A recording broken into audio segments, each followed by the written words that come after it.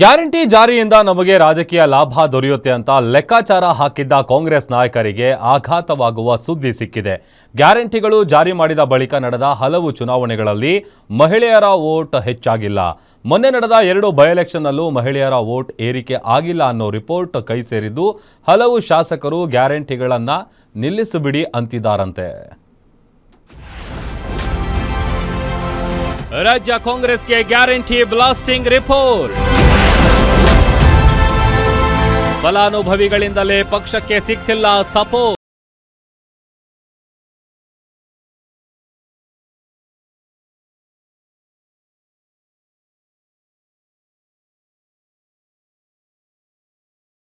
Guarantee guarantee guarantee, ನನಗೂ free ನಿನಗೂ free, ಮಹಾದೇವಪ್ಪಗೂ ಫ್ರೀ, ಕಾಕಾ ಪಾಟೀಲ್ಗೂ ಫ್ರೀ. ಇದನ್ನು ಅಂದು ಸಿಎಂ ಸಿದ್ದರಾಮಯ್ಯ ಬೃಹತ್ ಸಮಾವೇಶದಲ್ಲಿ ಬಿಗ್ ಅನೌನ್ಸ್ ಮಾಡಿದ್ರು. ಇದರಿಂದ ಬಹುಮತದಿಂದಲೇ ಕಾಂಗ್ರೆಸ್ ಅಧಿಕಾರಕ್ಕೆ ಬಂತು.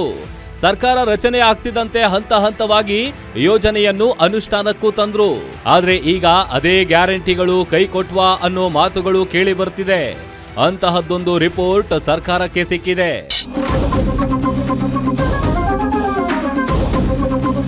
ಮಹಿಳಾ ವೋಟ್ ಬ್ಯಾಂಕ್ ಟಾರ್ಗೆಟ್ ಮಾಡಿದ್ದ ಪ್ಲಾನ್ ವರ್ಕೌಟ್ ಆಗ್ತಿಲ್ಲ ಅನ್ನೋ ರಿಪೋರ್ಟ್ ಕೈ ನಾಯಕರಿಗೆ ಸಿಕ್ಕಿದೆ.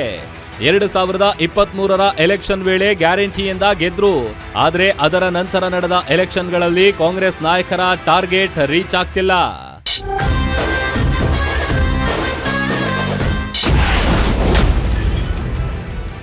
ಲೋಕಸಭಾ ಎಲೆಕ್ಷನ್ನಲ್ಲೂ ಮಹಿಳೆಯರ ವೋಟ್ ಇಳಿಕೆ.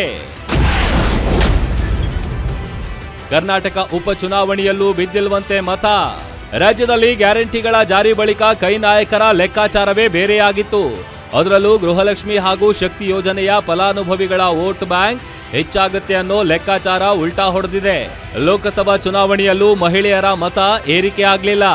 ಬಳಿಕ ನಡೆದ ಬೈ ಎಲೆಕ್ಷನ್ನಲ್ಲೂ ಮಹಿಳೆಯರ ವೋಟ್ ಕೈ ನಾಯಕರು ನಿರೀಕ್ಷೆ ಮಾಡಿದಷ್ಟು ಬರಲಿಲ್ಲ.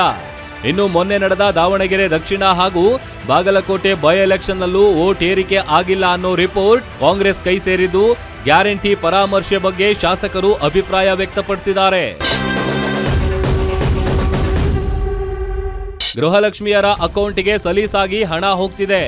ಆದ್ರೆ ಚುನಾವಣೆಯಲ್ಲಿ ಕಾಂಗ್ರೆಸ್ ಪಕ್ಷದ ಅಭ್ಯರ್ಥಿ ಮತಪೆಟ್ಟಿಗೆ ಮಾತ್ರ ತುಂಬ್ತಿಲ್ಲ. ಹೀಗಾಗಿ ರಾಜಕೀಯ ಲಾಭ ಕೊಡದ ಗ್ಯಾರಂಟಿಗಳ ಬಗ್ಗೆ ಮತ್ತೊಮ್ಮೆ ಪರಾಮರ್ಶೆ ಮಾಡಿ ಗ್ಯಾರಂಟಿಗಳ ಹೆಸರಲ್ಲಿ ಹೇಗೋ ಅಭಿವೃದ್ಧಿ ಕಡೆಗಣನೆ ಆಗ್ತಿದೆ ಅನ್ನೋ ಅಪವಾದದಿಂದ ಮುಕ್ತರಾಗಿ ಅನ್ನೋ ಸಲಹೆ ಬಂದಿದೆಯಂತೆ. ಒಟ್ಟಾರೆ ಗ್ಯಾರಂಟಿಗಳೇ ನಮ್ಮ ಟ್ರೆಂಡ್, ಅವೇ ನಮ್ಮ ಶಕ್ತಿ ಅಂದುಕೊಂಡಿದ್ದ ಕೈ ಪಕ್ಷಕ್ಕೆ ಮಹಿಳಾ ಫಲಾನುಭವಿಗಳ ನಡೆ ಒಮ್ಮೆ ಯೋಚಿಸುವಂತೆ ಮಾಡಿರೋದು ಮಾತ್ರ ನಿಜ. Maruti Pavagada, political bureau, guarantee news, Bengaluru.